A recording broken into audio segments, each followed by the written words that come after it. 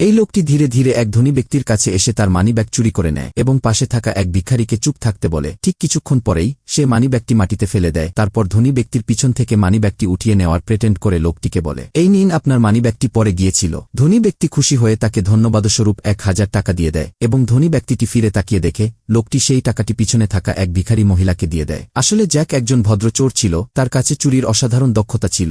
যে কোনো তালা ভাঙতে তার মাত্র 15 সেকেন্ড লাগত।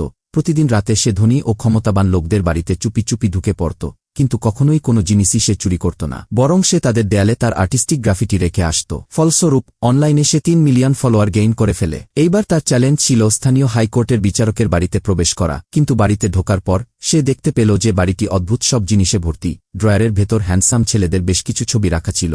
এতে তার সন্দেহ হয়, অবশ্যই এই প্রাসাদে কোনো না কোনো গোপন রহস্য লুকিয়ে আছে।